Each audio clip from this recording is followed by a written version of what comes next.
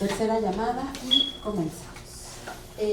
Muy buenas tardes, sean bienvenidos y bienvenidas y bienvenidas a este inicio de la última jornada de conmemoraciones por el 50 aniversario del golpe de Estado en Chile, con una serie de mesas que se han estado realizando, actividades, conferencias. Este último estirón, digamos, también son una serie de conversaciones alrededor de la memoria, alrededor de la cinematografía, que ahora conversaremos en ello, y también conferencia magistral que habrá mañana, el viernes 1 de diciembre, en el Auditorio Salvador Allende del CUCH La Normal, a las 4 de la tarde, con la participación del maestro Miguel Litin, exponiendo toda su vivencia y experiencia también alrededor de este icónico mensaje de Salvador Allende en la Universidad de Guadalajara. Le paso el micrófono a la doctora Celia Magaña, que te lo paso, para que dé las palabras de bienvenida. Hola, buenas. Perdón, el de bajito nada más. Hola, buenas. Buenos días, tengan todas, todos, todes. Estamos muy contentas, nos sentimos muy honradas a nombre del Departamento de Estudios Ibéricos y Latinoamericanos, del DEILA, y del Departamento de Estudios sobre Movimientos Sociales del DESMOS, en continuar con estas jornadas conmemorativas alrededor del 50 aniversario del golpe de Estado en Chile que instauró esa dictadura cívico-militar y que significó un cambio de vida para tantas personas, y que sigue significando aún ahora un evento importantísimo, y que seguimos aún ahora con cosas que creíamos que ya estaban consensadas, estábamos en logros, y vemos desafortunadamente que sigue una disputa abierta en cosas que bueno, ya hemos abordado en otras jornadas y ya vamos a abordar ahora. Bueno, sin más, yo me siento muy honrada de tener en esta mesa a Elizabeth Menz, a Daniela Íñiguez, y de moderadora a nuestra querida Jade Ramírez. Yo creo que no podemos tener mejores personas. Me da mucho gusto que la mesa esté integrada por mujeres, por estas mujeres, y estoy segura que lo que nos van a compartir será muy valioso. Sin más, les deseo mucho éxito y les doy la más cordial de las bienvenidas. Gracias.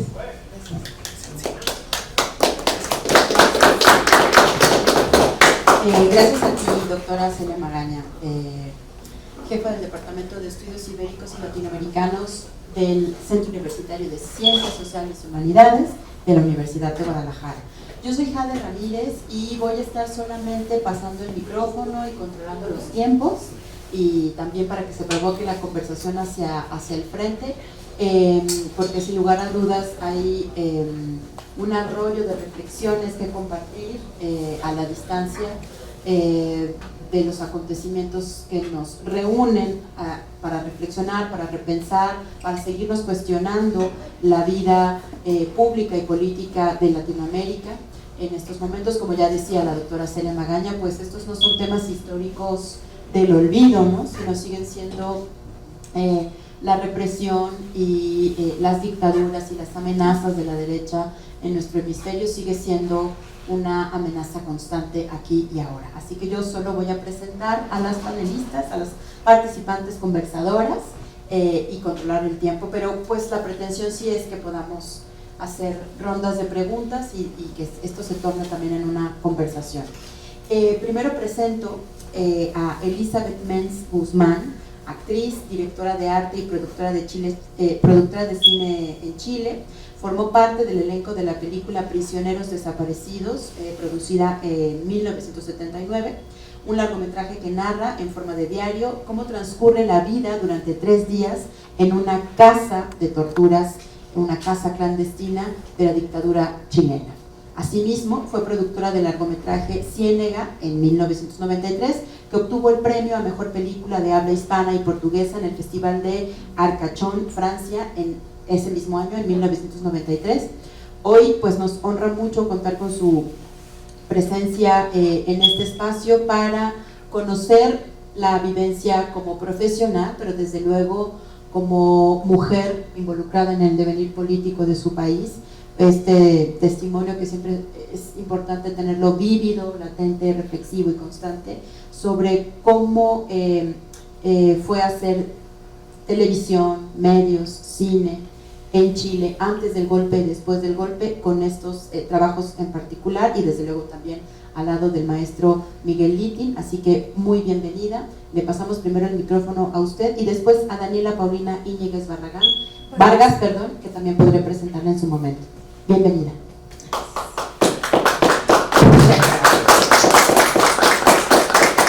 Muchas gracias. Bueno, para mí es un honor estar aquí en esta universidad, en esta ciudad, Guadalajara, tierra preciosa, querida, bueno, al final voy a rendirle honor a una gran amiga tapatía, hija de esta tierra, que marcó mi vida para siempre.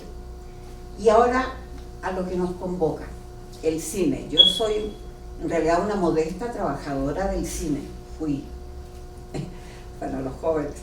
Estudié teatro en la Universidad Católica de Chile en el año 67, 68, 69. En el 65 me casé con el señor Miguel Litin, hasta el día de hoy. Entonces inicié mi trabajo en teatro infantil. Yo en Chile me dediqué al teatro y a la televisión infantil. Hasta el día 11 de septiembre precisamente tenía grabación en el Canal 7 de uno de los programas infantiles. Ahí quedó truncado ese camino, truncada la vida para siempre, cambió todo y el devenir nos hizo llegar a México. Miguel salió al exilio a México y me reuní con él y nuestros hijos posteriormente. Y aquí me incorporé al cine mexicano con la gran generosidad, solidaridad, brazos abiertos con lo que nos recibieron. Tuve una gran maestra, Lucero Isaac, que fue quien me inició en la dirección de arte.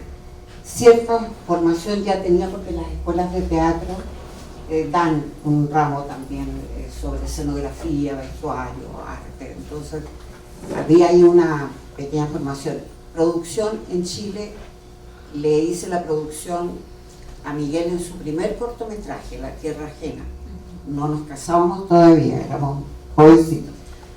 En el Chacal del Nahuel Toro no participé porque estaba yo embarazada esperando al segundo hijo.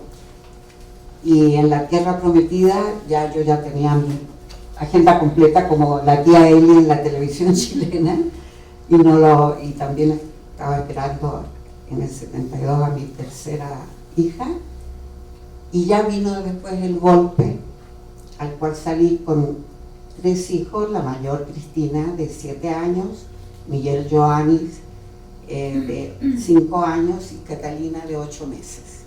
Así llegamos a la Ciudad de México. Y los inicios acá en México, un grupo maravilloso de cineastas que nos recibió, DAZA, la productora DAZA, donde estaba Alfonso Arau, Alberto Isaac, Gonzalo Martínez, Sergio Oljovich, Jaime Hermosillo, bueno, grandes directores que nos recibieron, nos acogieron, y tuve el honor de trabajar con Jaime Humberto en María de mi Corazón, en Naufragio, con Alberto Isaac en Tiempo de Lobos, con Arturo Ripstein en Cadena Perpetua, y otros más que se me escapan, Luis Buñuel, el jugador de ajedrez, con la fotografía ni más ni menos que don Gabriel Figueroa, maestro de los maestros, admirado y adorado. Y bueno, tuve el honor de participar y de conocer a grandes personalidades como don Luis Buñuel, el Indio Fernández, y las actrices Diana Bracho, Blanca Guerra, bueno, toda la época del cine de los 70 a 80, 85, ¿no? Y para mí fue una experiencia maravillosa.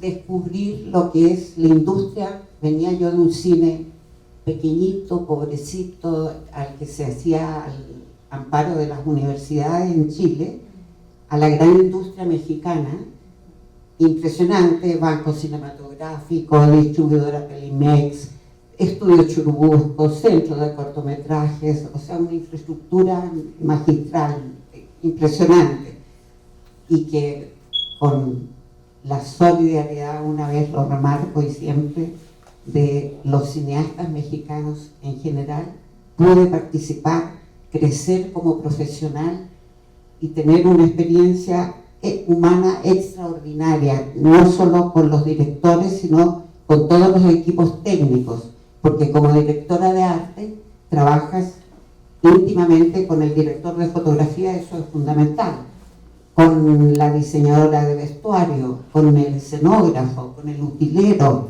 Es todo un equipo el que hay detrás de la dirección de arte, y eso es maravilloso. Es un trabajo muy común que al menos en mi experiencia lo hacíamos muy armónicamente, bajo las órdenes de los señores directores, porque no hay nada más jerárquico que el cine, que es como una estructura militar, o sea, la primera y última palabra la tiene el director y todo el equipo tiene que estar dispuesto a eso, comprometido con eso, y es un trabajo extraordinario. El cine es una herramienta maravillosa de comunicación, es los ojos, la voz, la imagen de los países, de ahí su importancia como una herramienta en las comunicaciones. En Chile, en el año 1967 y 69 se hizo el primer festival del cine de Viña del Mar, donde por primera vez se reunieron los cineastas de América Latina. Se hizo un llamado y se hizo un encuentro de cineastas de América Latina en el año 67 y 69, que fue la base de lo que fue el movimiento del nuevo cine latinoamericano, ¿no? Como se planteaban todos estos jóvenes apasionados, idealistas, realizadores de Argentina, Chile, Perú, México, Colombia, todos convergían ahí en discusiones acaloradas, ricas, humanamente, éticamente, políticamente, y nació el nuevo cine latinoamericano al calor de esa lucha como respuesta al gran cine industrial, ¿no? Todos estos directores buscaban el compromiso con sus realidades, el ser humano, los derechos sociales, un cine comprometido con su realidad. Y en esa lucha crecí, me desarrollé y trabajé. Después fueron muy importantes el Festival de Cine de Viña, después vino el cine de Festival de Mérida en el 68, hasta que nace el Cine Internacional de La Habana en el año 1979, y es ya la reunificación, la reunión de todo el continente, de toda la voz de América Latina en el cine. Se reunía, discutía, se mostraban las películas, se hablaba de los nuevos proyectos, se pedían las ayudas correspondientes entre unos y otros. Era muy enriquecedor, y fue así como el cine latinoamericano se fue posesionando internacionalmente en el mundo y logró ser una voz importante en cada uno de los festivales del mundo. Había una película, un cortometraje, un documental, una animación, algo de América Latina. Y la lucha de todos los cineastas por este compromiso tuvo efectos muy buenos. En cada cineasta en su país le solicitaba a las autoridades correspondientes, por supuesto, las ayudas, y así fue que, por ejemplo, en 1972, ese es un contacto importante. Disculpen, en la UN, cuando se hizo la reunión de la UNCTAD en Chile, en 1972, fue una delegación de cine mexicano encabezada por Rodolfo Echeverría, que era el director del Banco Cinematográfico, y en la delegación iban cineastas como Felipe Casals, Alberto Isaac, Gabriel Retes, no, Gabriel no era, Sergio Jovich, Gonzalo Martínez, entre otros. Y una anécdota chiquita, humana, que no quiero dejar escapar. Miguel en ese momento estaba con La Tierra Prometida, no pudo compartir con ellos.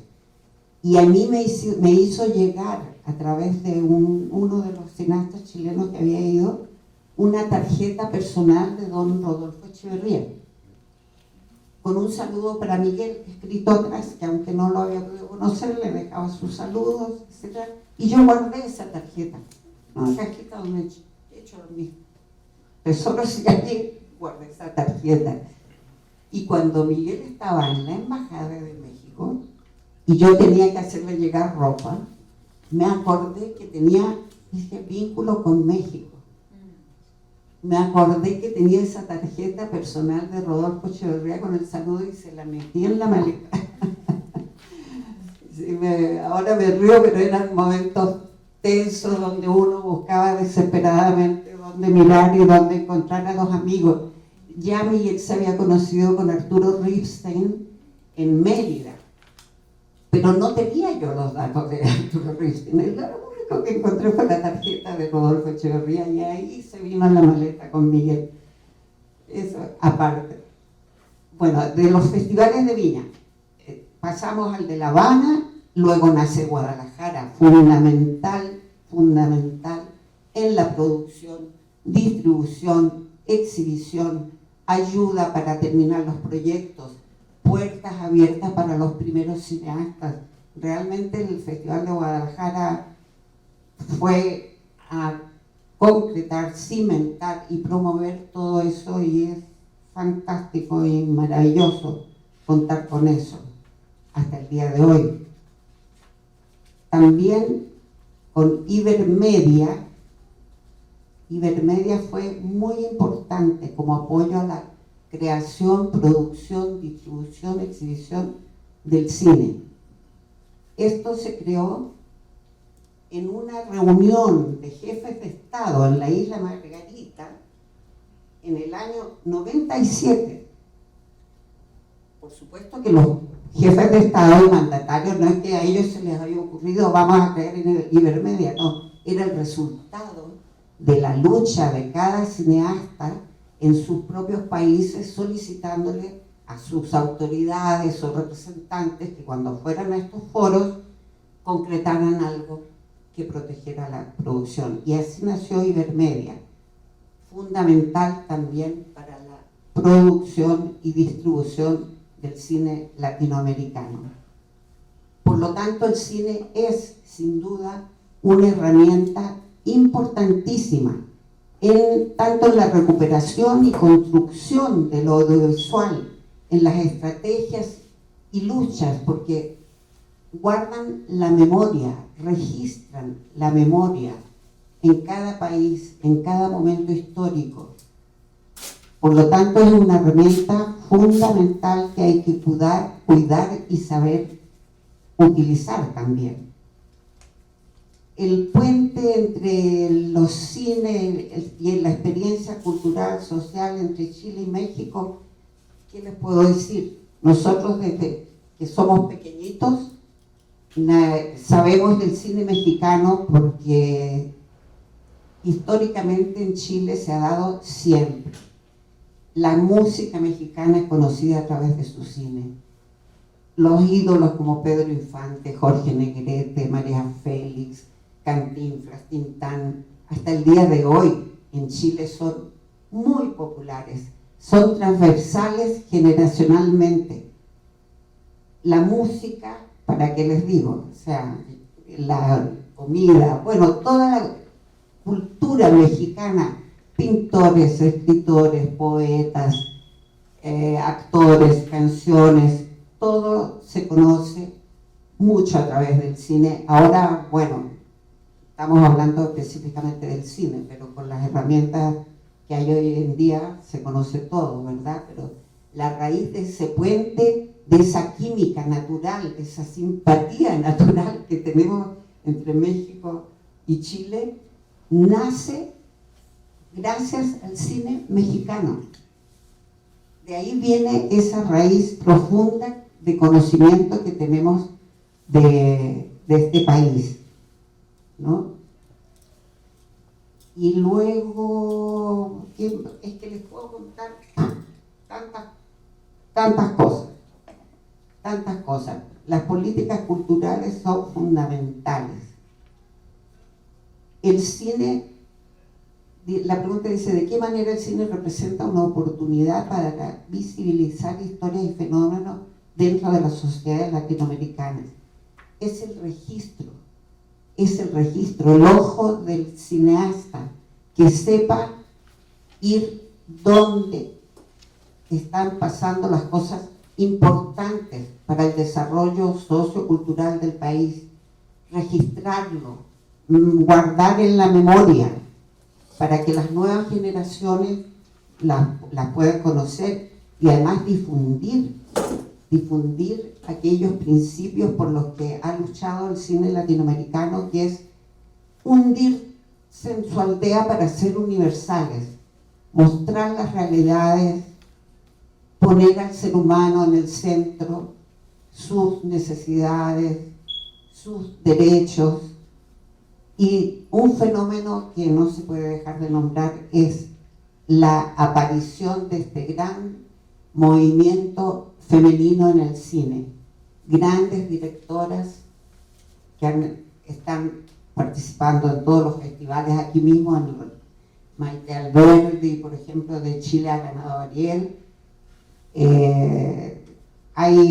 Ese movimiento es muy importante y muy respetado y muy valorado. Manuela Martelli es otra cineasta, Dominga Sotomayor, Marcela Said, innumerables jóvenes que hoy en día están y tienen como temática la mujer y todos sus problemas, por supuesto, y su desarrollo. Con el estallido social en Chile, ahora en octubre, nació también una gama enorme de jóvenes que registraban los hechos día a día con sus teléfonos, como fuera, los subían a las redes y así se conformaron pequeñas cápsulas, se denunciaba y hubo películas como La noche más larga, otro colectivo que registró toda la pérdida de ojos por los disparos de balines.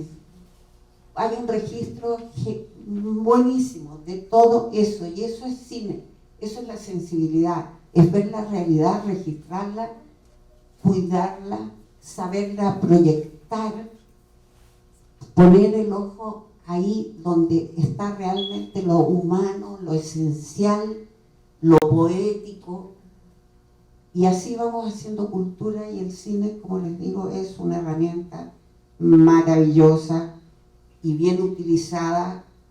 Es la imagen país, es cultura, es aporte. No sé qué más les pueda contar, me preguntan lo que quieran. Más adelante seguramente va a haber preguntas y más apuntes. Muchísimas gracias, Elizabeth, por este ejercicio de ir y venir, ¿no? Sí, en el pasado. Sí, un poco complicado. Pero muy fresco, muy bien tejido. Muchísimas gracias, Elizabeth. Vamos a... Gracias. Sí, lo prendido. Muchas gracias. Ahorita vamos a abrir la conversación, porque si hay algunos apuntes que ya despejaba sobre qué representaba esta situación de encontrarse en los festivales y no solo estar conversando sobre el proyecto en el que estaban desarrollándose o actuando, sino esta perspectiva también más de lo que pasaba socialmente. Sin lugar a dudas, el cine es un muy buen instrumento, no solo de registro, sino también para pensar, ¿no? Y para posicionarse. Muchísimas gracias, Elizabeth Menz Guzmán. Ahora vamos con Daniela Paulina Íñiguez Vargas, y también le damos la bienvenida a Víctor, que ya estás por acá, Víctor Monita Fritis. Daniela Paulina es una especialista, bueno, tiene su doctorado en ciencia política y se ha especializado en el tema de los golpes de Estado. Y sobre todo ha hecho estudios del espacio post-soviético, tuvo una estancia precisamente académica en la Escuela Superior de Economía en Moscú, y seguramente yo la vi que estaba subrayando, haciéndole asteriscos a todos sus apuntes que trae ahí mientras la escuchaba a usted, Elizabeth, y va a tejer nuevamente algo muy interesante alrededor de este ejercicio de apuntes del cine chileno y mexicano para entender nuestra situación entre el ayer y el hoy en América Latina. Así que pues bienvenida, Daniela, el micrófono es tuyo, y en caso necesario te pasaré un papelito para decirte que casi estamos hablando. Gracias, bienvenida. Muchas gracias. Bueno, pues nos hicieron llegar un papel donde nos decían como qué temas les gustaría que tocáramos, ¿cierto? Y yo me guié mucho por eso, claro, me fui más allá. Una pregunta que se me hizo crucial era qué papel jugaba el cine para la construcción de la memoria histórica y de la democracia, ¿no? Y bueno, pienso que es una representación física, bueno, que puede ser tangible de la historia, ¿no? Para este sentido me fui a varios documentales chilenos, entre ellos destaca, en mi opinión, La Batalla de Chile de Patricio Guzmán, que es uno de los mejores documentales políticos mundialmente reconocido y que se divide en 3 partes, ¿no? Se me hizo impresionante la forma en que se adentró en la situación de cómo se iba construyendo el golpe a partir de, bueno, se compone de 3 capítulos. El primero, la insurrección de la burguesía, ¿no? Cómo aquí muestra cómo confluye la situación de varios elementos, ¿no? Cómo el gobierno norteamericano influye sobre varias líneas como el control o el trabajo conjunto con las oligarquías chilenas, que eran oligarquías que incluso Allende las catalogaba de terratenientes a esas alturas, ¿no? Y de los militares que fueron efectivamente educados en Estados Unidos con apoyo de millones de dólares del Pentágono. Además, esto se sumaba a crear un ambiente de inestabilidad a través de los medios. Uno de los grandes fue el Mercurio, una herramienta impresionante. Ahora mismo recuerdo el nombre del documental donde se habla, El diario de Agustín. Es impresionante, abrumador, lo recomiendo mucho que lo revisen, y cómo estos elementos trabajaron en conjunto para crear incluso manifestaciones masivas de las burguesías chilenas, y que todo contribuía finalmente pues al objetivo final, que era derrocar a Salvador Allende de una forma justificada, porque había inestabilidad en el país que era fabricada, totalmente artificial, ¿no? El segundo capítulo llega con el golpe de Estado, que ya, ahí vimos que hubo una falla en la destitución a través de la constitucionalmente, ¿no? Y después pasa ya al golpe de Estado militar. En esta situación,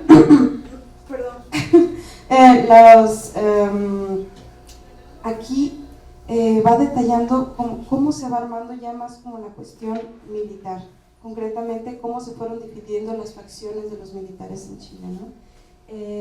Y también, por supuesto, abarca ya cuando fue el bombardeo de la Moneda, y cómo detalla ahí el discurso final de Salvador Allende, del que hay muchas frases que rescatar, pero para mí se me hizo muy interesante cuando dice que la historia es nuestra y la hacen los pueblos. Eso lo rescaté especialmente, solo así lo anoté, pero ya cuando vi la tercera parte, que era del poder popular, ahí me di cuenta cómo estaba tan intrínsecamente el gobierno de Allende pensado para el pueblo, en el sentido de que solo en año y medio ya se había llevado a cabo un programa de cambio social. El gobierno ya para entonces había nacionalizado las grandes minas de cobre, hierro, nitrato, carbón, de cemento, y se habían expropiado más de 6 millones de hectáreas cultivables. Cómo se había llevado a cabo la estatización de los bancos extranjeros y bueno, de los nacionales en favor del pueblo, ¿no? Y entonces cuando ves el trabajo de Patricio Guzmán, es así como se entiende perfectamente cómo actúan las cuestiones visuales, para que viéramos cómo iba las entrevistas a las personas que se fueron colaborando para tratar de evitar el golpe, los que se subían a estos colectivos improvisados porque había un huelgas de los transportistas, y se me hizo muy conmovedor que uno de los trabajadores dijo más o menos en estas palabras, dice: si muero en este proceso, quiero morir defendiendo la causa del compañero presidente. Y eso era como un sentimiento que transmitió mucho el documental, y que también lo pude ver, digamos, lo contrasté con el documental especial de Acta General de Chile, de Miguel Litín, de que esto ya fue cuando estuvo su visita clandestina a Chile en el 85, después de 13 años de haber estado acá en México en el exilio, y como aquí se trata, yo lo vi como fichas de las perspectivas, de las experiencias, de cómo se vivía la dictadura en ese tiempo, y pues lo vi, una radiografía de la realidad social y política durante la dictadura, ¿no? Y cómo se hace este contraste de cómo, por ejemplo, en el documental de Guzmán, cómo la gente trata de no llegar a esa situación, y aquí cómo Miguelitín muestra la decepción, la resignación del pueblo a la situación, me pareció muy conmovedor como ver cómo la gente estaba, no sé, despedazada en ese momento. Y entonces uno piensa, entonces esta memoria histórica, ¿qué es? La memoria histórica, claro que se siente en estos documentales, incluso en las películas que se hacen digamos, que pueden ser no documentales, sino películas ya en su sentido, como igual, veía la película de El laberinto de Allende también, donde se ven como las horas finales de Salvador Allende en La Moneda, ¿no? Pero entonces, aquí decimos, la memoria histórica realmente, ¿qué es? Se trata de un movimiento que yo considero contrahegemónico. Las películas de este tipo son consideradas contrahegemónicas, en mi opinión, porque son resistencias culturales a lo que se impone desde arriba, como las dictaduras, ¿no? Y ahí es cuando hago como el nexo entre las experiencias no solo sociales y políticas que se tienen en México y Chile, sino aquí hay una situación de la experiencia de cómo vivieron la dictadura ambos países, ¿no? En el caso de Chile, por supuesto, fue la censura cinematográfica, la durísima de Augusto Pinochet, y en este caso tuvimos nuestras propias experiencias respectivas a la dictadura, ¿no? Ahí pongo de ejemplo la película de Julio Bracho de La sombra del caudillo, que fue durante 30 años no se permitió su exhibición, porque se trataba, es una recuperación de la novela de Martín Luis Guzmán, pero donde se criticaba, digamos, hablaba del periodo de Álvaro Obregón y la rebelión de Adolfo de la Huerta, aquí a causa de la imposición de Plutarco Elías Calles y el asesinato del general Francisco Serrano, ¿no?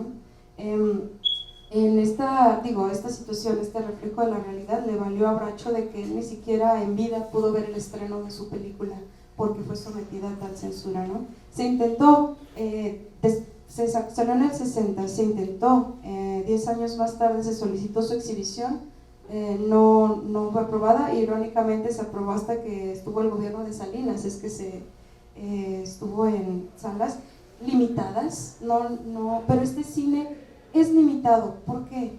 Ahí ya me gustaría volver rápidamente, no aburrirlos para nada, sino para que nos demos cuenta de unos elementos. Como decía, que esto de la recuperación de la memoria histórica son movimientos contrahegemónicos. Esto lo recuperé de Antonio Gramsci, que él establece que hay diferentes formas de ejercer el poder, ¿no? 3 grandes elementos: la educación, la religión y los medios de comunicación. Y en mi opinión, estos trabajos audiovisuales, documentales o como se busque llegar, buscan insertarse en este tipo de cosas y hacer una crítica, ¿no? Yo lo vi muy claro, por ejemplo, sino insertarse en las diferentes formas de poder. Por ejemplo, la crítica que hace la película Canoa, ahí se ataca directamente a la cuestión de la religión, ¿no? o en lo de los medios de comunicación, el diario de Agustín, donde habla sobre el mercurio, es un claro ejemplo de cómo contraposicionarse a los medios hegemónicos, ¿no? Y cómo realmente esta hegemonía, lo que plantea Gramsci, es como llegar a la construcción de las conciencias de las personas, ¿no? Esa es una forma de poder que ya es muy difícil de contrarrestar después. Cuando ejerces poder militarmente, digamos que hay un tiempo en el que eso se acaba o que se puede luchar físicamente contra ello, pero cuando configuras la mente de las personas a creer que algo es bueno y otra cosa es mala, es lo más difícil, es lo que solo se ha podido hacer desde una parte, ¿no? Por eso el papel de las oligarquías, cómo controlan los medios, la cuestión es de los tribunales, la cuestión judicial, todo eso está inmerso. Realmente por eso ahorita lo mencionábamos, de cómo veíamos el gobierno de Boric.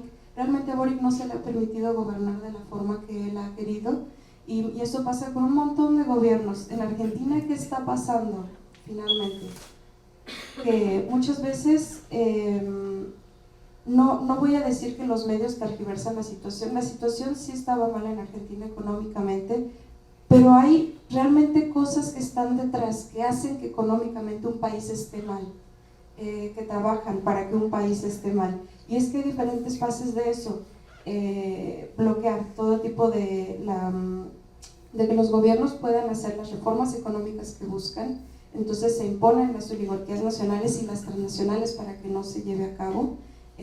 Otra cuestión es que los medios te despedacen, y que pues el poder de los medios alternativos está muy limitado. Hay bloqueos, hay sanciones a medios que buscan crear otro tipo de conocimiento o de conciencia sobre algunas cosas. Y finalmente, digo, el poder militar. Esto lo hemos visto en distintos países, no voy a mencionarlos todos, recientemente lo vimos en Perú, el derrocamiento de Pedro Castillo, o atrás vemos el de Evo Morales. Ya te digo, no irnos de Allende hasta abajo, porque ha habido un montón que han sido perpetuados de esa forma, pero todos han sido mecanismos que finalmente crean una como justificación popular desde abajo, a través de los medios, a través de que la situación económica no está bien, sí, pero vamos a ver qué lo ha estado provocando, qué intereses hay detrás y quiénes han estado instigándolo, ¿no? Para esto, pues como digo, hay que contrarrestar este tipo de información que nos llega a través de la educación, la religión y los medios de comunicación. Para esto yo quisiera recomendar del cine que se me dio a conocer aquí, digo, mientras estuve en el doctorado, películas que pienso fundamentales para la crítica al Estado y a diferentes formas de que se ejerce el poder en México, ¿no? El brazo fuerte de Giovanni Caporal, que es una descripción casi biográfica del típico político mexicano. Tarahumara, que trata sobre el despojo, de Luis Alcoriza. La fórmula secreta de Rubén Gámez, que es una situación más como de cine experimental, pero que es una fuerte crítica al capitalismo. El grito de Leobardo López Arreche, que es del 68, básico para entender el movimiento. Etnocidio, nota sobre el mezquital, que trata sobre la aculturación que finalmente derivaría en el exterminio de la minoría otomí en el Valle del Mezquital. Y como digo, no lo vemos como una situación regionalizada, finalmente son modelos que se aplican a ciertas partes, pero que finalmente se ven en todo el mundo y que no solo se aplican en cuestiones locales, sino nacionales e internacionalmente. Del trabajo de Felipe Casals, Bajo la metralla, Canoa, que es como el dominio de un cura usa la religión para instigar el asesinato de jóvenes completamente injustificado. Los demonios del Edén, un documental de Alejandra Islas, basado en Lidia Cacho, que dice que es la protección, que habla sobre la protección institucionalizada de los pedófilos, pero yo veo más bien como el trabajo entre el gobierno y todas las ramificaciones, ¿no?, que hay, como digo más, incluso las películas de Luis Estrada, ¿no?, como La Ley de Herodes y La Dictadura Perfecta. Rosa Blanca, de Roberto Galdón, que es la batalla entre las empresas petroleras estadounidenses que buscaban adueñarse de todo, pero termina con la llegada de Lázaro Cárdenas, ¿no? Como digo, me parece neurálgico conocer este tipo de cine, pero la cuestión no es que diga, bueno, es que a través del cine vamos a llegar a las personas.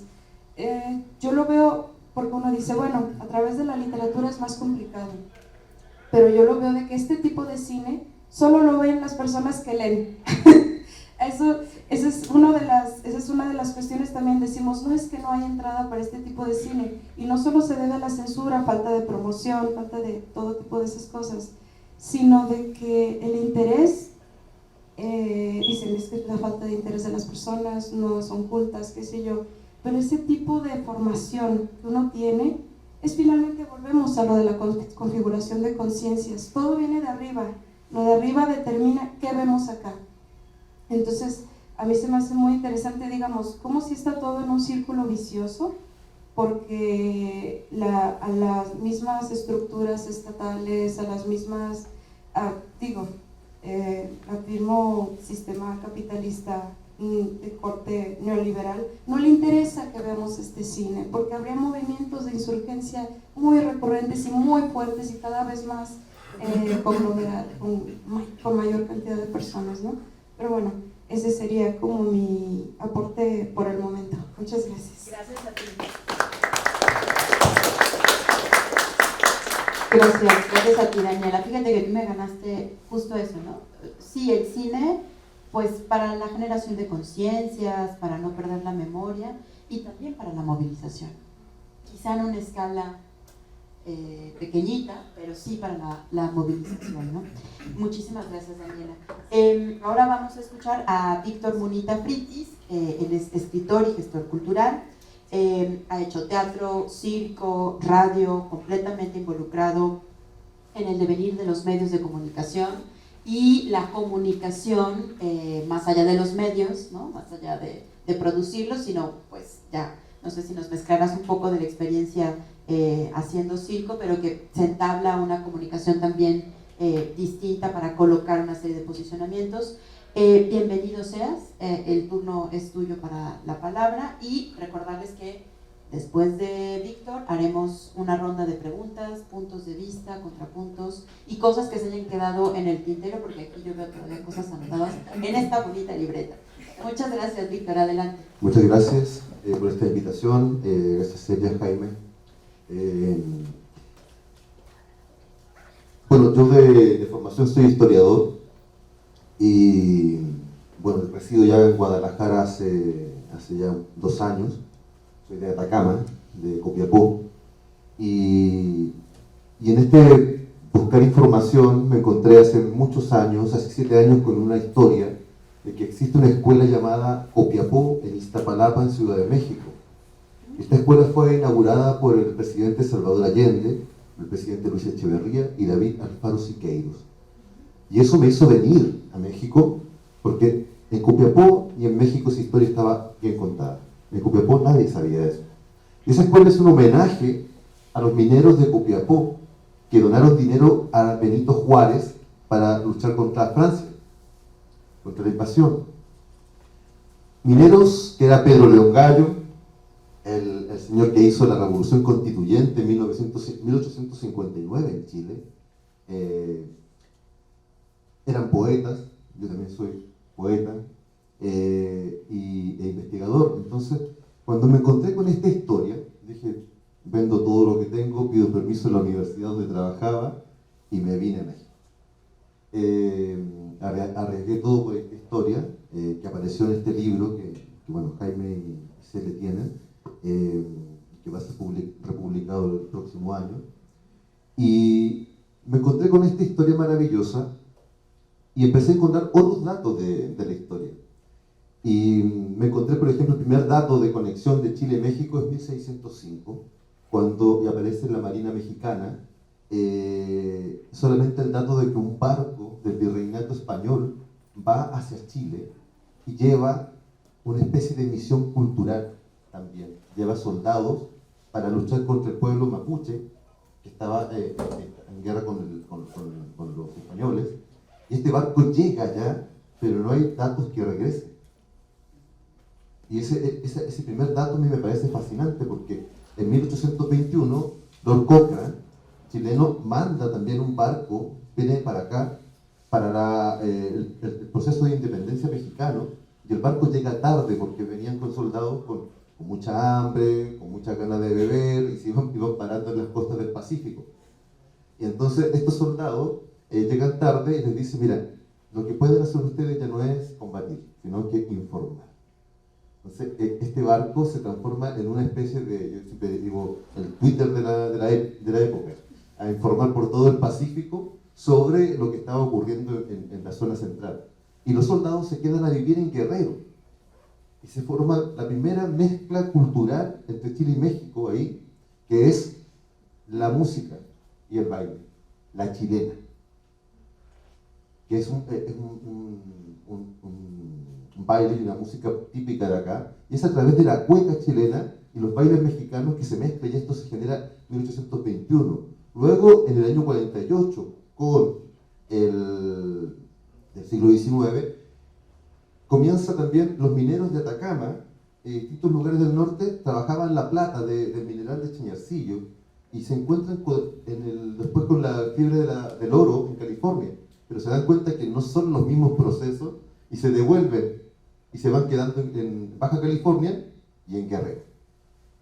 Y entonces esta mezcla cultural se afianza en esa zona. Aparece Benito Juárez también. Benito Juárez llega a Nueva Orleans, trabaja en las tabacaleras. Y en ese tiempo también los mineros de Atacama, estos Pedro León Gallo, la familia Gallo Goyenechea, millonarios, jóvenes de entre 25 y 32 años, vivían en Estados Unidos y se conocen a través de las logias masónicas con Benito Juárez. Eso da pie de cuando México es invadido por Maximiliano, que se haga una colecta en la ciudad de Copiapó. Y esa colecta prendió a todo el país y se generó la Unión Latinoamericana. En Chile hay una estación del metro, de Metrotren de Santiago, que se llama así. Y entonces se generó esta ayuda a México, gente que no sabía dónde quedaba México, si no había mapas. Los mapas eran la forma de conectarse, entonces, pero no sabía, la gente iba a donar, las mujeres salieron por las calles buscando ese dinero. Y así, luego viene Gabriela Mistral, que Gabriela Mistral, también hay un dato bastante desconocido, cuando el presidente Obregón y Vasconcelos le pide que haga, una de las cosas importantes era el español como lengua oficial de México, porque había algo que hacer después de las revoluciones y todos los procesos que habían antes de Obregón. ¿Qué se hacía con los pueblos originarios en México? Un tema que ha pasado en todos los países. Entonces, ¿cómo los integrábamos a un mundo laboral, a un mundo como de desarrollo, entre comillas? Lo digo por lo que decían ellos. Y era la lengua española. Había que instalarla. Gabriel Mistral va por Oaxaca y pide la dirección de un lugar a un niño. Y ese niño le explica el lugar perfectamente en su lengua. Y Gabriela Mistral se da cuenta en ese instante que ella no puede establecer el español como única lengua, y dice, se devuelve, habla con Obregón y habla con Vasconcelos y le dice, yo no puedo hacer eso porque se muere toda la cultura de México. Y ese es el principal momento en que Gabriela Mistral deja de trabajar esta historia en México, por ese detalle, porque se da cuenta de que eso va a ser el daño más grande de la historia. Bueno, Neruda, aparece Neruda, con la relación con Siqueiros. Y quiero leer algo brevemente, la llegada de Siqueiros a Chile. Siqueiros es enviado, apoyado por el señor Ávila Camacho, por Neruda, que Neruda pone en riesgo su trabajo de cónsul, dándole un pasaporte ilegal. Y Neruda dice, es que si yo no salgo a Siqueiros, lo van a matar igual que Federico García Lorca. Y después también dice, si yo no salvo José Revuelta, también le va a pasar lo mismo. Entonces él decía, estos tres son los custodios de la cultura hispanoamericana, decía Neruda. Entonces él tenía un compromiso con eso, y yo ahora creo que no estaba alejado de esa mirada Neruda. Bueno, Siqueiros cuando llega allá dice, al llegar a la caseta chilena, el centinela nos marcó el alto. Con la mayor serenidad que me fue posible, contesté. Pasajeros mexicanos rumbo a Santiago. Mexicanos, dijo el centinela. Ya al acercarnos a él nos dijo, pues el tipo era bastante gracioso. Déjenme verlos bien. pues hasta ahora son los primeros mexicanos que he visto en mi vida. ¿Y por qué usted no está vestido como Jorge Negrete? Yo le contesté que para no llamar demasiado la atención, pero que mi traje de charro, el equivalente de ellos de la nación, el guaso, lo traía ahí, en las petacas. Y adelantándome a su curiosidad de saber dónde había podido yo meter el enorme sombrero mexicano, le dije que ese lo había mandado directamente por Express. Entonces, esto le ocurrió en la zona de Arica, entre Perú y Chile, en la frontera. Entonces, ese texto habla del cine mexicano. Habla de que la gente conocía a los mexicanos a través del cine. Entonces, Centinela, que estaba ahí, que era un guardia en la frontera, lo único que había conocido a los mexicanos a través del cine. Estamos hablando del año 1941. Y es muy, muy impresionante porque Salvador Allende, el 3 de diciembre del año 72, ya estando en Ciudad de México, ya habiendo hecho el discurso en Guadalajara, que en 48 horas dio 7 discursos, y hay uno que tiene 18 páginas, es increíble lo que hizo Salvador Allende. Y dio un discurso en el Hotel Real Camino Inn en Ciudad de México, y habla sobre su amistad con Lázaro Cárdenas, y explica que Lázaro Cárdenas, el año 36, envía una misión cultural a Chile porque hubo un terremoto en Chile, en Chillán, donde más de la mitad de la población murió.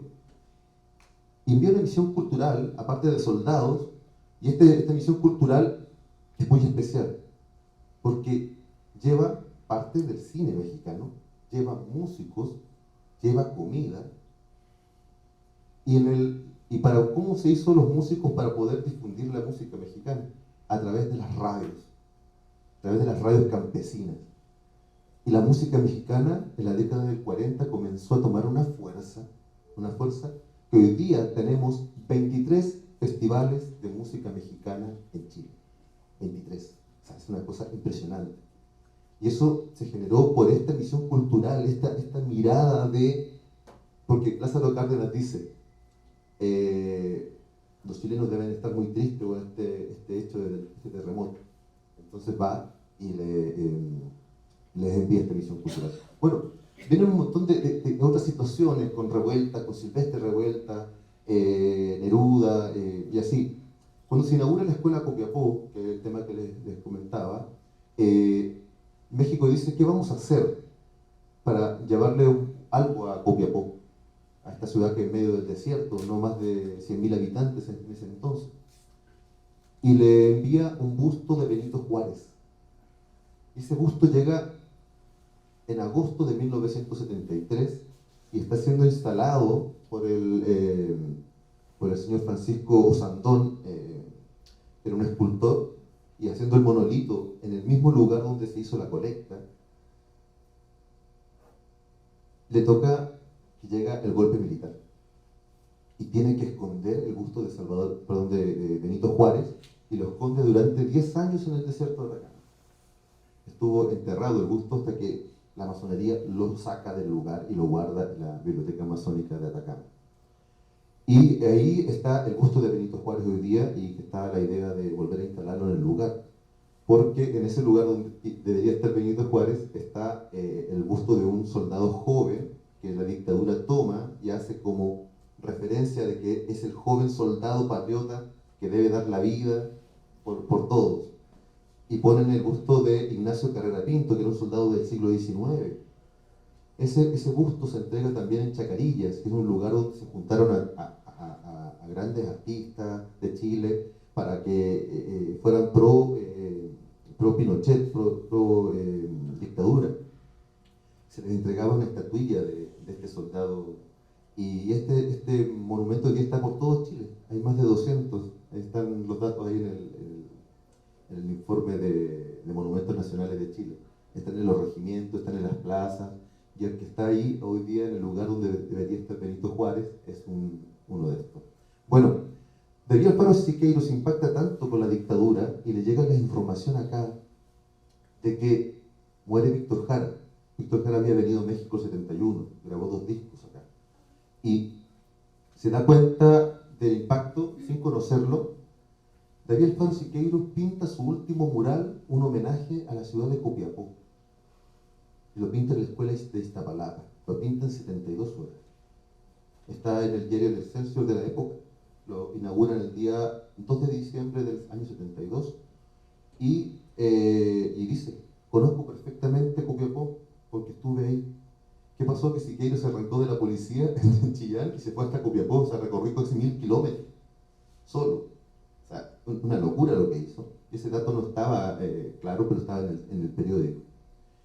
Y entonces inauguran esto, pero después Siqueiros se da cuenta de la muerte, le llega la noticia de Víctor Jara, y había un dato que lo descubrimos hace poco con 2 historiadores de Guanajuato. Estaba mal clasificada una obra en el Museo de Bellas Artes, se llamaba Cuauhtémoc mirando el futuro. Esta obra estaba clasificada como del año 64. Bueno, yo tenía dentro del antecedente que en 64 Siqueiros jamás donó una obra. Esta obra parecía como donada por Siqueiros, por la familia. Estaba clasificada en el año 74, era lo correcto. Y empezamos a mirar, a trabajar, a buscar, y nos hemos dado cuenta que es el rostro de Víctor Jara. Es la última pintura que realiza David Alfaro Siqueiros en un caballete. Él muere el 74 en enero. Esta pintura seguramente la pintó entre fines de septiembre y diciembre. O sea, los 2 actos más importantes de la pintura de Siqueiros, los últimos, fueron hechos en homenaje a Chile.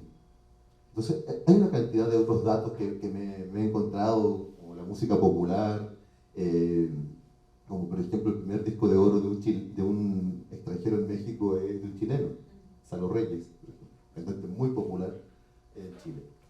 Y así como cosas como esas son los datos que he ido recopilando.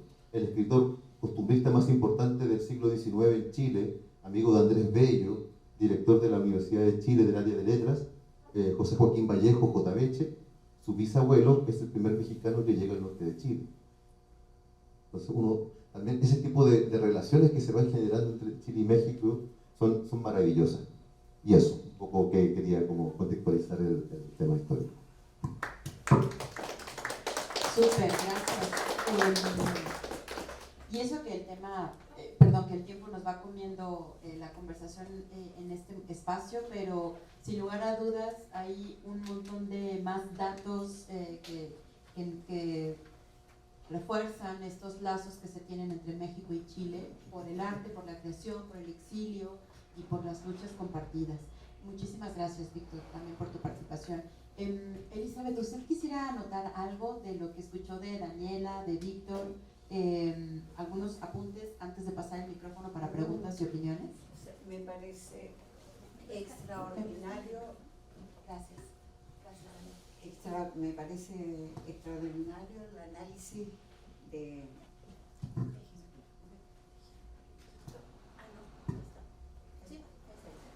Daniela en base a los documentales y todo lo que dijiste, certero, preciso, real, auténtico. Lo comparto totalmente.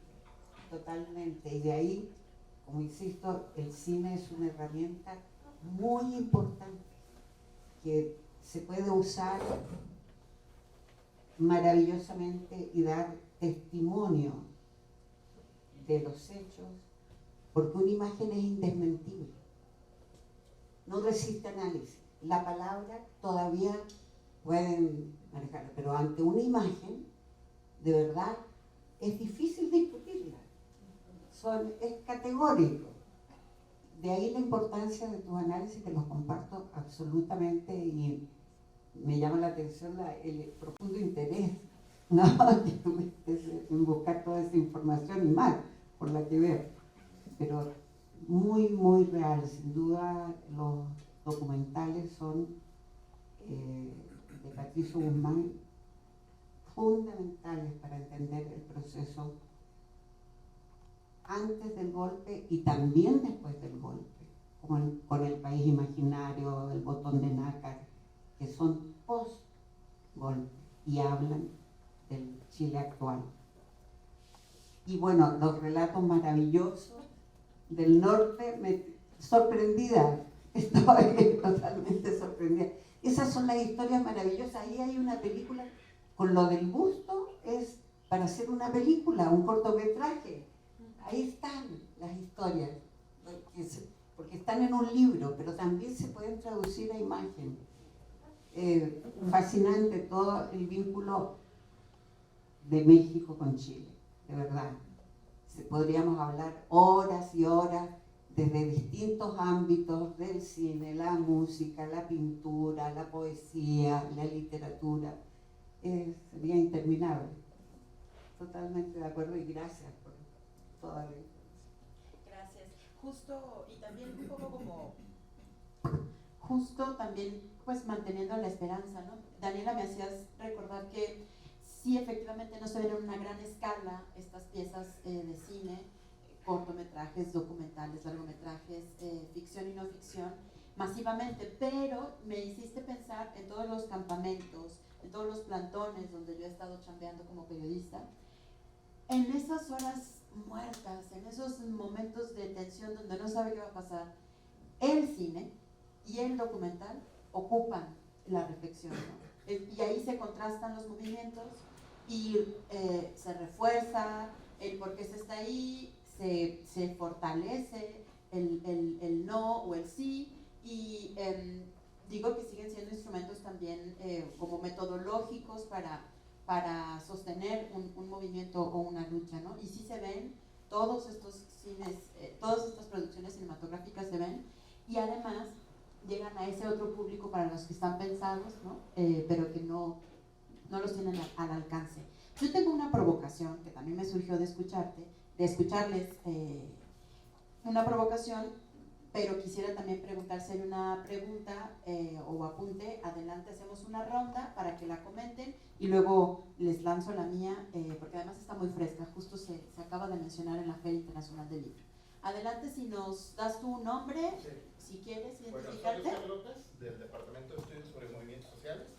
Pues me gustaron las 4 presentaciones, hubo algunas cosas que justamente son bastante provocadoras. Lo que comentaba, por ejemplo, la compañera Elizabeth, ¿no? Sobre cómo, por ejemplo, en las manifestaciones en Chile, o sea, el celular fue una forma indispensable, o grabar con celular y transmitir en vivo, era como indispensable para el fervor de las manifestaciones y el poder que la gente pudiera estar enterada de lo que estaba sucediendo en ese entonces, digamos, al momento, ¿no? Y me surgió, a partir de las movilizaciones con Giovanni López, un cineasta independiente, Álvaro Moreno, tuvo la propuesta, que la quiero proponer públicamente, aprovechando que el coordinador del DESMES está aquí, sobre un taller de cine en el que los movimientos sociales o los integrantes de los movimientos pudieran obtener estas técnicas para que ellos pudieran documentar sobre sí mismos, ¿no? Pensando muchas veces en que el que documenta forma parte de la lucha que se puede institucionalizar en la izquierda, pero muchas veces no forma parte del propio movimiento. Entonces, una intención, tal vez, una propuesta, el doctor Jaime, sería hacer un taller para que los propios movimientos tengan estas técnicas, si me entender, y puedan grabar con un celular una cuestión que implicaría la documentación desde los propios movimientos. Es decir, que el investigador en algún momento tenga que salir de esa ecuación y sean los propios movimientos los que reporten lo que está pasando desde sí mismos. Esa es una. Y la otra justamente es una provocación a Daniela, porque yo sí creo, bueno, estoy de acuerdo con ella en que con la cuestión de la hegemonía cultural y sobre todo con la cuestión de los capitales. Sin embargo, yo sí creo que el formato documental es mucho más sencillo que el formato libro, entonces, en términos de acceso. Entonces, yo sí creería que la película y el documental no necesariamente deben de ser para las personas que lean o vengan a academizarse, sino justamente un formato que debe ser accesible para todas y para todos, ¿no? O sea, no solo, digamos, el que leyó las aventuras de Miguel y Tim clandestino en Chile, debe estar preparado para saber sobre Miguel y Tim. Entonces, ese sería como mi comentario hacia eso y pues la propuesta hacia el jefe de departamento, que la podemos dialogar, ¿no? Muchas gracias, gracias. ¿Alguien más quisiera agregar, sumar, preguntas? ¿Sí? ¿No? ¿Sí?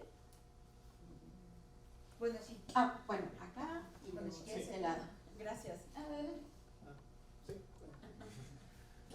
Sí, Ángel Florido, del Departamento de Estudios Ibéricos y Latinoamericanos. A mí me llama la atención lo que Elizabeth Elizabeth dice, ¿no? O sea, el cine es una forma de comunicar y comunicar una cierta realidad, pero este cine que comunica, que denuncia, que exhibe, este cine que llega a ser incluso censurado, también veo que encuentra por otro lado muchas limitaciones, muchos obstáculos, ¿no? Si una película se da en ese sentido, ¿cuántas películas salen para privilegiar o darnos muestra del oficialismo, ¿no? Y yo creo que ahí hay como una cierta, pues, lucha. O sea, ¿cuántos directores, cuántas películas, lo decía la compañera, pues hemos visto, ¿sí? Pero en comparación con las otras que luego salen con directores muy oficialistas de repente, encontramos ahí una limitante y una lucha, ¿no? Y luego el acceso, ahí se vuelve como también otra cuestión, porque pues se da mayor acceso a estas visiones mucho más oficialistas, mucho más pro Estado a veces, ¿no? ¿Por qué? Pues porque justamente desde este ámbito de dominio se da.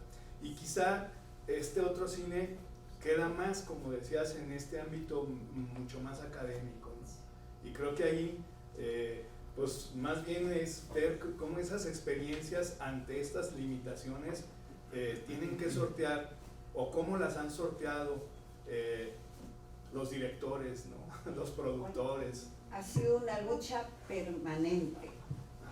Ha sido una lucha permanente. Desde los inicios del cine latinoamericano se sigue luchando por la cuota de pantalla para poder exhibir todo, sobre todo el cine al que tú te refieres, porque las pantallas están dominadas por la gran industria americana y ahí tenemos los superhéroes ya para arriba, para abajo, para todos lados, por todo el mundo, no solo en América Latina.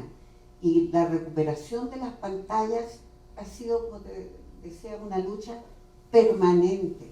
De ahí la importancia de las universidades. Las universidades han sido y siguen siendo el amparo para poder difundir, organizar semanas de cine de autor de X país, de X temática, documentales, lo que sea. La lucha por crear cineclubes. Los cineclubes son fundamentales, son una red que existe en toda América Latina y hay que seguirla alimentando, cuidando. Cinemóvil, ideal para llegar hasta el último rincón de cada país a mostrar desde un Cantinflas a un documental de Patricio Guzmán, a una ficción de Casals o lo que sea. Cine que atraviesa los tiempos y que da cuenta de la memoria y la variedad, la riqueza cultural de nuestro continente. Entonces, es verdad, es una lucha constante el poder exhibir ciertos cines que nos interesa por su contenido, ¿no? Y queda sometido a una élite, casi como bien dices tú, claro, un buen lector va a ver una buena película, pero en países, por ejemplo Chile, donde los libros son carísimos, la gente lee muy poco y el cine lo tienen ahí en el celular, viendo todo lo que ya sabemos que invade las pantallas, tanto de los cines grandes como todas las plataformas nuevas que han nacido, que dan fórmulas, se aplican ciertas fórmulas algunos cineastas para llegar a acceder a esas plataformas y a su exhibición. Entonces son limitados los espacios de un cine libre y es la lucha constante hasta el día de hoy y seguiremos en eso. Los jóvenes tienen siempre una gran tarea y las universidades, insisto, eso es histórico. Las universidades juegan ahí un rol fundamental. Está probado, ¿no? Justo hay unos ejercicios aquí locales bien interesantes que me parece que es importante mencionarlos. Un ejercicio independiente, autogestivo, que se llama Docu al Parque, es proyección en pantalla gigante en un parque del centro de Guadalajara, exclusivamente documentales de politización y concientización. Cinema del Barrio, que es un proyecto de Culturaula, una articulación de gestión cultural también, que está trabajando solo con periferia, cine para la niñez. Y la Sala Mayagüel, que después de que en Guadalajara perdimos varias salas bien importantes de cine de autor, documentales, de culto, pues hicieron un esfuerzo y abrieron una sala de manera autogestiva, la Sala Mayagüel, también en el centro de Guadalajara. Entonces, si hay lucecitas, si hay espacios, y yo quisiera permitirme hacer un surcido entre en lo que preguntó Ángel, el compañero de atrás que olvidé tu nombre, Oscar, perdón, y el turno de la compañera por acá para darle el micrófono a Daniela, sobre el streaming. O sea, porque es decir, son narrativas contrahegemónicas, pero la industria hegemónica se dio cuenta que la no ficción también se la podía cooptar, y entonces ahora lo que tenemos son piezas en streaming que cuentan de manera superficial hechos importantísimos, ¿no? Y entonces, claro, si alguien paga una suscripción en ViX para ver la historia de Paco Stanley, pero no va a pagar por ver las atrocidades de Carlos Salinas, ¿no? Que en algún momento se cruza en el asesinato de Paco Stanley, ¿no? Entonces, al final del día también hay que decirlo, sí, se pelea contra una industria y contra estas narrativas hegemónicas, pero también la industria dice, mira, yo también te voy a quitar ese pedacito. ¿No? ¿Tú qué piensas de eso? ¿O estoy siendo muy beligerante? Sí, no, para nada. De hecho, he visto en plataformas que se exhiben documentales, series documentales, cuestiones biográficas, y cuando tú conoces a fondo un tema y ves esos materiales, lo digo por la aberrante exhibición de un documental sobre Ucrania en Netflix. Como yo he estudiado ese tema ya desde hace mucho tiempo, me di cuenta que sí mostraban las imágenes de cómo fueron las manifestaciones de 2013-2014 y no se asemejan nada a la realidad. La ves que ya están manifestándose sobre unas cosas, pero no tienen el fondo, está muy superficial. Entonces, cuando cooptan este tipo de historias, claro que las rehacen e intervienen, ¿no? A mí, lo que decía el compañero Oscar, sí, me brincó. Aquí, cuando dice que se busque más como la participación de lo que son como, bueno, podrían ser los directores, que yo lo considero aquí como cine de autor, porque el director está en todo, hace el guión, es el productor, y además de todas las cosas, cuando se hacen este tipo de trabajos, los que los hacen son activistas completos, se identifican totalmente con lo que están haciendo, y eso lo digo de experiencia, porque tuvimos una conversación con el director de cine Mitel Valdés, que estábamos estudiando su película sobre los vuelcos del corazón en clase, y yo le preguntaba a él, ¿cómo usted puede, en los cuestionamientos, tener tanto conocimiento sobre este tipo de movimientos? Él se adentraba, él tenía incluso una película sobre el movimiento ferrocarrilero en México, y en esta película concreta de los vuelcos del corazón, él analizaba cuestiones de lo que es ser un militante del Partido Comunista en México, pero yo cuando lo busqué biográficamente, él no se encontraba oficialmente como miembro, ¿no? Entonces yo le preguntaba a él y dice, no, pues es que yo sí estuve de cierta forma, y yo vi morir a mis compañeros, y no, ese día él parecía como un observador externo, como que solo había sido el director, digamos, pero esa clase todos nos pusimos a llorar. Él se desmoronó enfrente de nosotros por cómo su persona estaba implicada en la película, y prácticamente dijo, es un trabajo biográfico de mí como activista en los movimientos de izquierda en México, ¿no? Y sobre hacer más ligero, sobre que la cuestión de que ver un documental o una película sea más ligero, sí lo puedes ver, pero hay un lenguaje político que no logras sentir su esencia hasta que tienes, digamos, el conocimiento y la sensibilidad para entenderlo. Yo lo digo porque yo he visto nuevamente películas y para mí no tenían el mismo sentido que tenían hace años del que tienen ahora. Se necesita, digo, sí se necesita estudios atrás y una sensibilidad especial para poder tener la esencia de las películas. Y de eso me di cuenta con el mismo Mikel, que no todos como tuvimos la capacidad de comprender lo que trataba de transmitir en la película y apreció mucho. Cuando se dio cuenta dice, sí, eso es exactamente lo que yo quería decir en la película. Y bueno, por eso digo que los que leen son los que, más bien, los que leen son los que pueden llegar a apreciar verdaderamente una película, ¿no?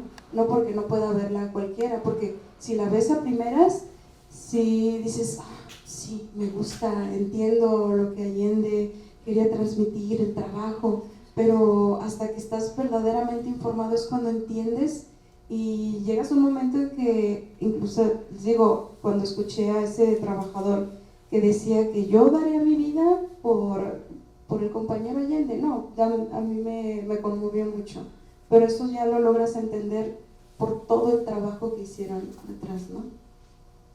Sí, gracias. Ahora sí, le tomamos el turno. Hola, buenos días. Mi nombre es Joana. Mucho gusto. Bueno, muchas gracias a los tres por participar.